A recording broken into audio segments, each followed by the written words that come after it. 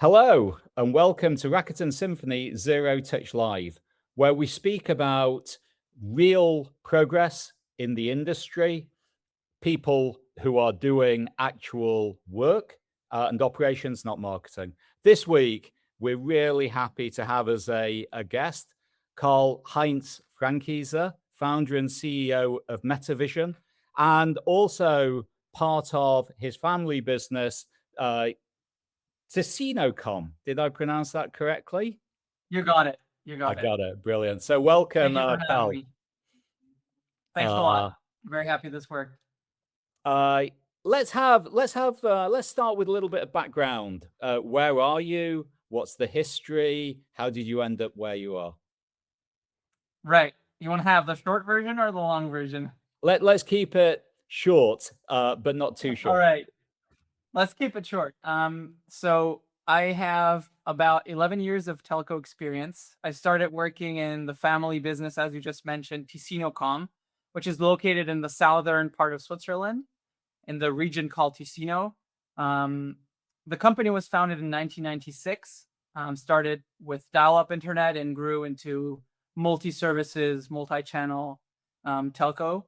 And I started there as an apprentice doing administrative work and slowly grew into software development, operations, and then 5-6 years ago went more into BSS and OSS, and that's where I got stuck, let's say. So, for a bit of comparison, how many people work for Ticinocom? How many customers do you have? That's fairly easy. I just want to preface the numbers with the fact that we've always been very lean, thanks to running our own software stacks and being able to change processes rather quickly. But to your question, Ticinocom has a team of around 12 to 13 people, and we service around 40,000 subscribers across different products. Consolidated, it's around 40,000 customers. And then, yeah, we'll get to it later, but MetaVision is another set of 8 to 10 people. And those different products and services, give us a feeling for what you offer to your customers. So we have the traditional, I would call it telco stack, which is broadband internet, television, fixed phone, and mobile services. And then we have more bespoke solutions that are more, let's say, less off the shelf, which is like IoT based on roaming, so that we can service all national networks in Switzerland. More custom solutions like hospitality, television, and remote internet access via satellites and mobile, and public Wi-Fi services with cities. But our main business is really quadruple play internet for residential customers.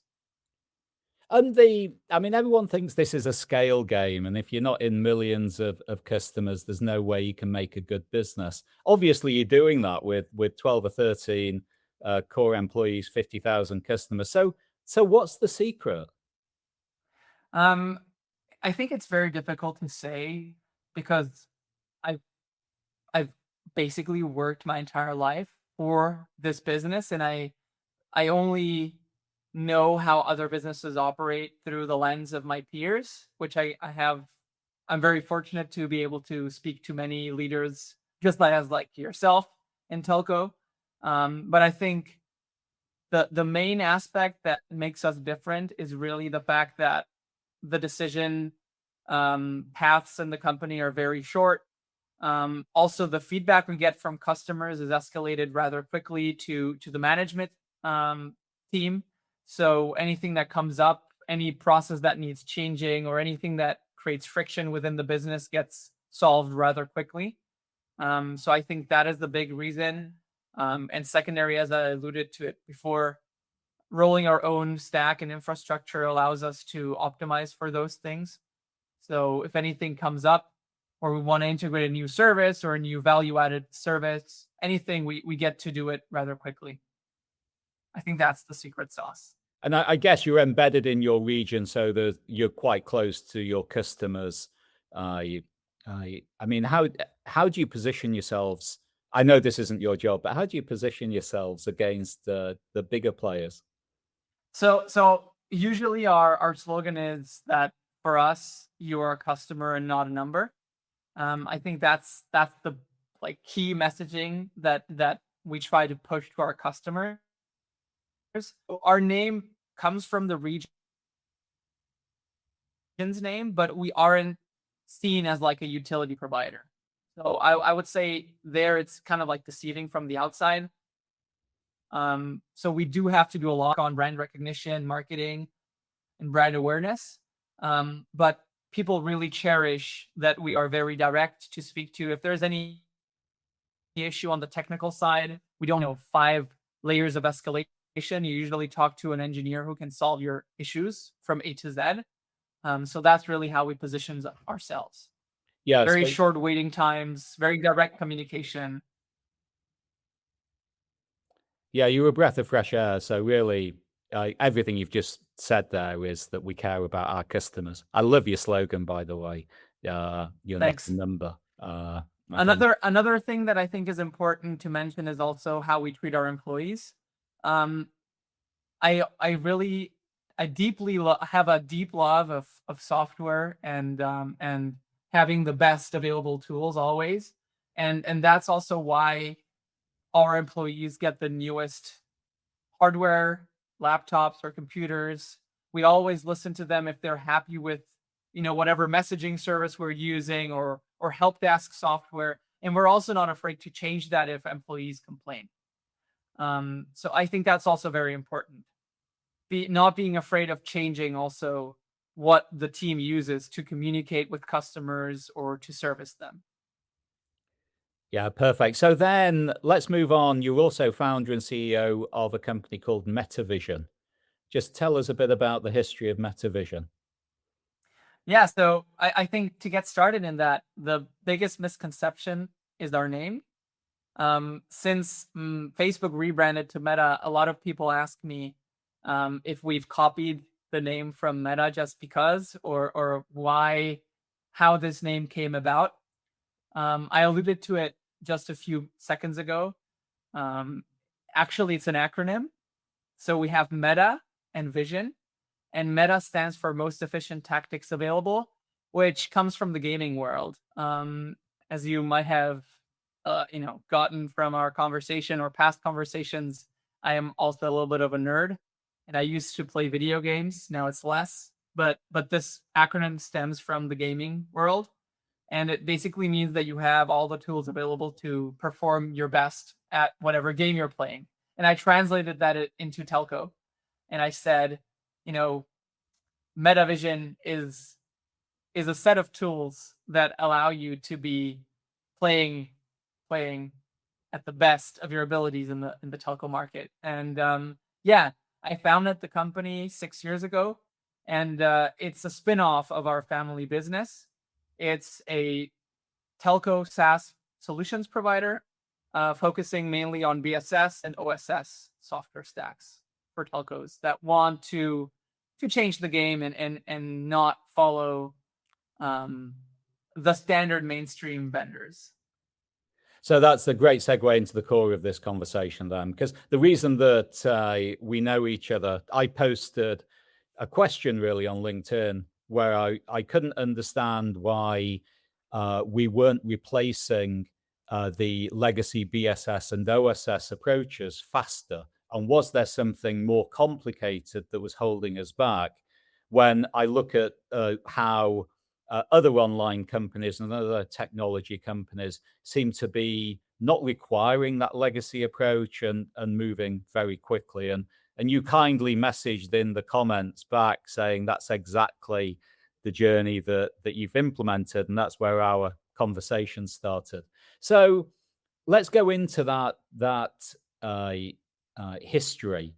And you were saying that you were originally running Ticinocom on a very homegrown monolithic architecture, but then there was a change, a regulatory change that required you to revisit your approach. So just talk us through that. Yeah. So thanks for introducing the topic. Um, what happened? Short timeline.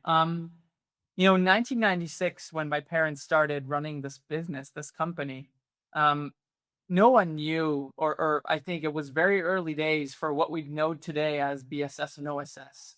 I think those domains weren't really set in stone yet. They didn't really nearly exist. I don't even know. We should look that up. But they were starting basically billing customers with a standard mail merge and a huge Excel sheet with access and like what's it called? Basic scripting, VBA scripting, right? That was how they were billing customers. But at the time, there was a boom of internet users, so they were like activating hundreds of new dial-up customers daily. And at some point around the year 2000, they needed something, right, to work. And that's where our original homegrown solution started. It was home built, and it was basically my dad sitting next to a developer who was just building it as they went. So everything was very hard coded. It was bespoke and built to cater to these processes. But then, with the years passing by, having unbundling and going to VDSL, etc., and fiber, it was getting more and more to a point where it was like a Frankenstein. And as you said, the tipping point came, I think it was around 2016, 2017, where the Swiss government announced that changes were being made as to how companies would be able to bill their customers. And that change fundamentally posed the challenge that our system was so deeply hard coded. Mind you, the billing script had more than 100,000 individual lines in one file. That to change that, to adapt it to that new regulatory standard would have taken a long time of like reverse engineering. And that's where I started engaging in conversations, because taking the same approach I alluded to earlier with, best of breed software, I said, well, 26 years have gone by. Someone must have built something. We shouldn't be needing to build something new from scratch. And that's where we started engaging with the so-called traditional BSS vendors from Switzerland and beyond. And that's kind of like where this whole story started of MetaVision. Like, that's why we founded the company. We can get to it So, now in so the they conversation. well, so one interesting. We did have a few comments from your article that would just be interesting to pick up, and one person asked a really good question that said, "Well, isn't this reinventing the wheel? Why do we need to build another BSS?" I went through building the industry in the 90s. Your conversation of how this worked is exactly how you described. What we really cared about was exciting science fiction radios. And then we realized we had to have an operational system and a business system. And that was almost irritating to us at the time. And so many operators had to build their own systems because it wasn't being served very well. And also every business is different. But every single one of those traditional vendors has 100,000 line programs as well of handling all the legacy support. But they can't do what you do. They're supporting 50 to 100 customers. So if there's one customer that still requires that script from 1993, they have to somehow accommodate everybody, and that then becomes a very unwieldy technology debt to them. But you ended in a place where basically, though, you felt it was a better approach to bite the bullet and reinvent a stack for your own needs. So explain how you approached that. Why? I mean, explain at the end of the day why you took that decision. Yeah. To put it simply, I'm a very social person, very communicative person, and as I said before, I kind of, when I started in like being more in the weeds of operations and stuff, I started getting in contact with other people that would do the same in other Swiss telcos. And the issue I was running into was whenever I brought this question up of like, what system are you using? Are you happy with it? Would you recommend us getting the same thing you are running with? Everyone would take a step back and say like, yeah, we're kind of happy, but it's like the issue was anything we want to do that is new is very expensive. So a lot of innovation like we're putting off and we're not. No one really had this like exchange with me where they would say, Carl, buy this and it's going to be amazing. We love it. You know, if you talk with anyone in any space, one product they really like, be it their phone or their computer, whatever, right? But that was just not happening. And so I was starting to feel very lost. And then when I started engaging the vendors myself, what ended up happening was that on the surface, everyone would say, we have everything you need. It's tried and tested. Many operators are using our system.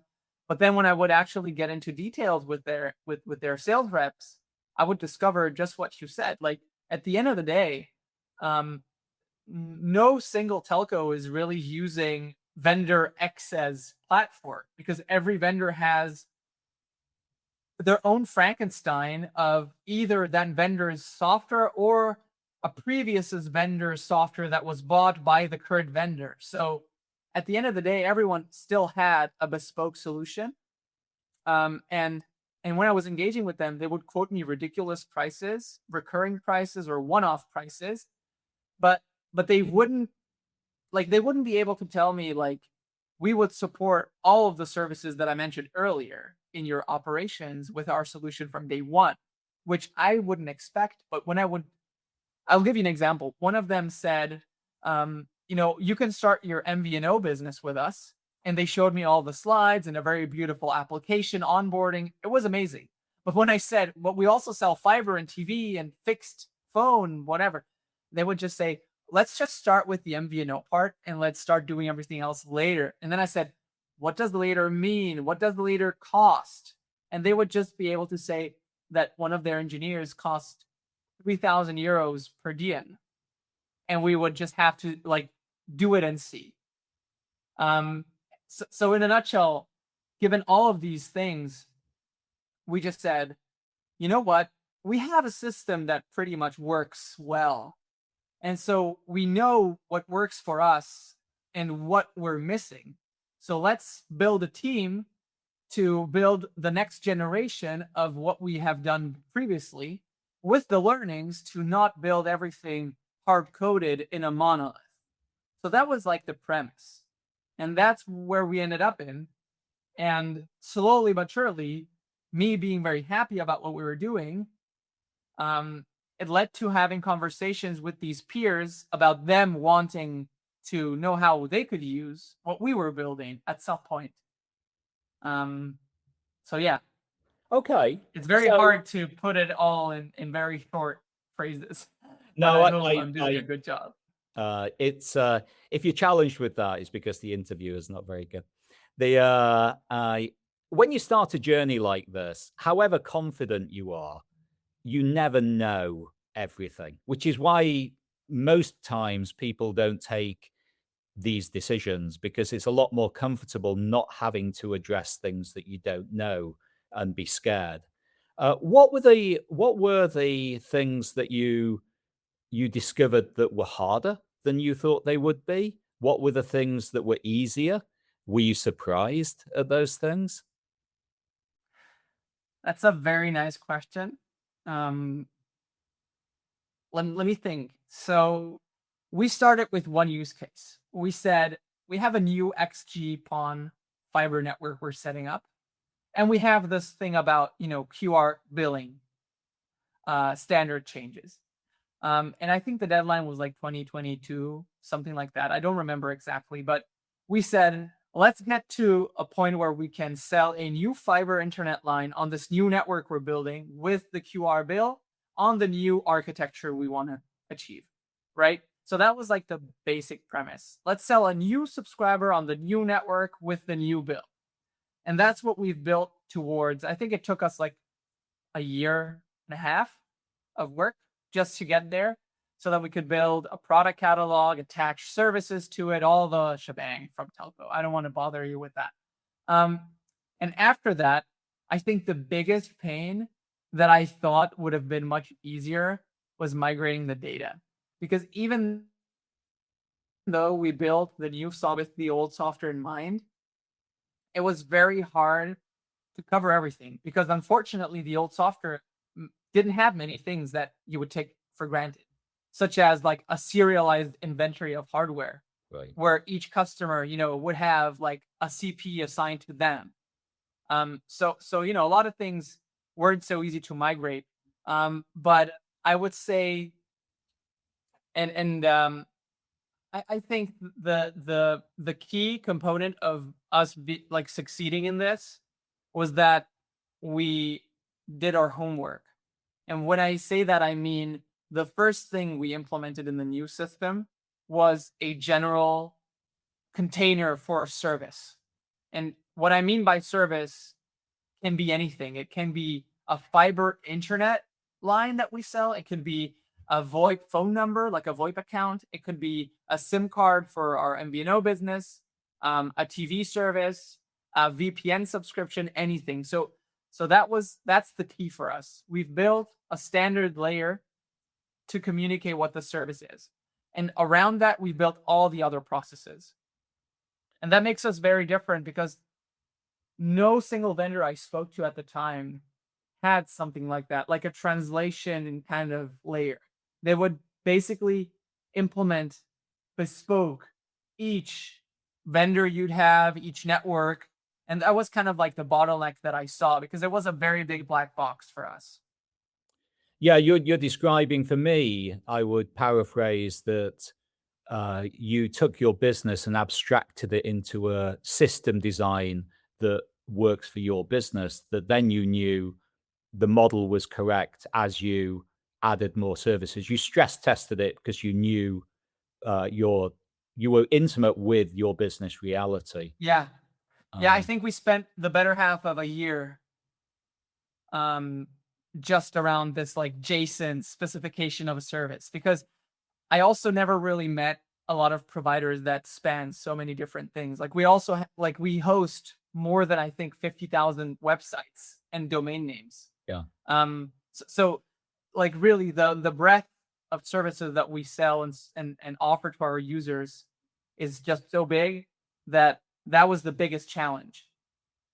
Yeah, I meet a lot of operators that want to offer all those additional things, but they tend not to be able to because they can't actually operate them or Yeah. build them. It's Or they'll exactly do it and then like they're gonna have a button inside of their BSS like activate VPN service, and it's like just a custom script that does just that, right? But for us, that's like a foundational thing. We recently did a partnership with a VPN vendor, and it took us 2 weeks to integrate all of their processes and billing and provisioning. And now we're selling it to our subscribers, and they're very happy about it. Yeah, and I think if I speak on behalf of the traditional vendor community, it's not that they aren't great experts and people, but they're coming in with two challenges that you didn't have. One is that they already have a system design that's not designed for your business; it's designed for everybody's business, which means it's incredibly unwieldy historically, and then they don't know your business. So if they'd come in, they would have discovered all the things that you discovered that I'm sure weren't part of the great presentations and the canned demos. But they would have had the additional challenges of fitting it into their existing architecture and not destroying anything. So, Yeah. how many people were you then that did this? As I said before, our core team is like 6 or 7 engineers. And I spoke to a lot of like outstaffing companies. I spoke to other vendors, and it's very interesting to see their reactions because no one can believe that we built this whole thing, this rocket ship basically of BSS, with such a small team. But I think the way we treat our employees and the way we communicate internally, We have very short cycles of, grooming and scoping. I am very deeply passionate about anything. So anytime I see something on X or I see something on LinkedIn, I share it with the team. Um, and I think that makes a big difference. I the now you are talking to other telcos and who are interested in what you're doing. Here is a good question. Now you're the vendor, so you're coming in. How do you how do you address those same vendor issues that you were dealt with when you were on the other side? That's a great question. I think coming back to our initial issues with like discussions with traditional vendors, the biggest change is really how we approached solving the BSS issue for telcos. So since we have this like service centric approach where basically everything stands and falls on having a great service description in the system, we're able to tailor the experience of a telco coming to us through that abstraction point. Because I usually take this example from the commerce world or general online world, where there is Stripe and Shopify as like the big leaders of the space. You also cannot really change Shopify or Stripe in their way of doing things, but the solutions they give you allow for a lot of flexibility within their systems. Mm. And therefore, I usually say, look, we have a few telcos live with our stack, and so like the customer self care app or like the digital onboarding is very standardized and streamlined with the experience we gather through many sessions across many customers, and therefore those layers are pretty static in how they're presented to the customer, except the branding and all that stuff. Um, but thanks to being able to do everything through that service abstraction layer, we get to actually customize quite a lot the processes and how things are going to be delivered or sold to customers. That's one side. On the other end, what also makes us different is we'd much rather help you like get to your goals without selling you any professional services. And what I mean is, um, our approach is different. We charge you a subscription fee based on how many subscribers are active on the platform. But if you have your own developers or you have your own outstaffing outsourcing partners, those service connectors can actually be run, deployed, and coded by someone else. We give you this specification, which is, it's similar to like the ODA or TM Forum specifications, and you can build them and you plug them into MetaVision in the platform. So that also gives a lot of flexibility to, more digitally advanced or more tech savvy telcos that want to code that on their own. Actually, our first external customer is doing just that. They have their own developers and they just get our support, and that allows for a lot of freedom. Yeah, I would summarize that you took the step of building a modern software driven architecture and system design approach to the problem. And because you had to solve it for your own business, you have run it through the real world proof. And at no point did you compromise, as you say, on the unknowns of future services. So There you you go. yeah. Uh, And we also always build standard APIs and endpoints. So we never build something that is like bespoke to one issue. So let's say we have like, this is pretty recent. We wanted to deploy a special promotion where existing customers that didn't have the TV product would be able to get 3 months for free for the World Cup. Right? 3 months free of service with a money back guarantee. We had that specific case, but then we like zoomed out and built something we call promotion engine around this one use case. So then I just went back to my dad and I said, well, like, give me another 3 or 4 crazy promotion ideas you want to run in the next 24 months. yeah. And we worked through those to build a standard layer. Yeah. So I'm going to summarize our conversation because we want to not go too long. First off, it's a good idea for all telcos to really care about their customers. To really care about your customers, you have to really understand what they want. And the chances are what they want is something that you haven't already got. Otherwise, they might already have it from you. And it should be really simple for them to get it. And it should be simple for you as an operator to provide it as a seamless experience into the integrated offering. The challenges that exist is that the industry moves too slowly traditionally to actually keep step, and also then the cost strictures of supporting a lot of legacy has not really been overcome today, and that's what you have invested in. The recommendation is that if you do care about customers and you want to offer different things, the approach that you're enabling, like a modern internet company more than a modern telco company, is something that, what have you got to lose?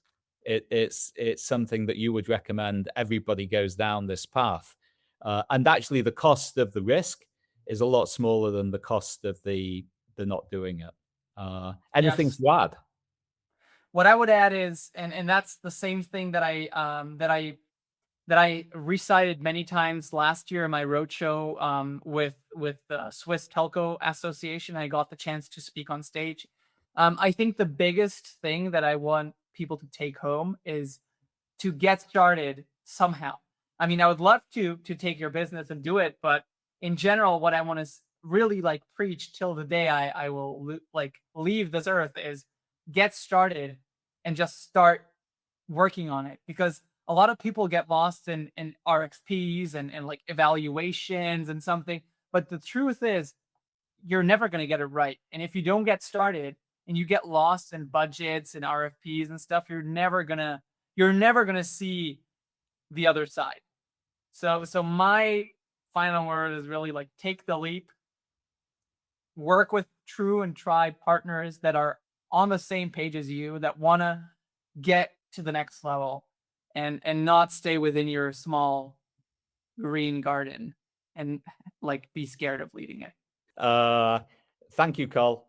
If anyone wants to reach out to Carl, ask more questions, I think you should set up an article series just about advice on how to start. As you say, you set a very clear north star for your first implementation.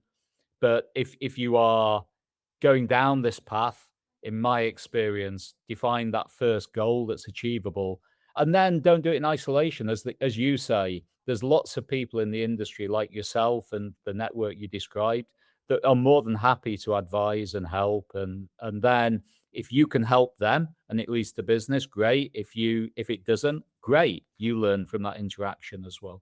Yes. So brilliant. Thanks, Carl. I hope to have you back on and speaking about some of these more customer engagements you're doing. Austin, thank you for having me.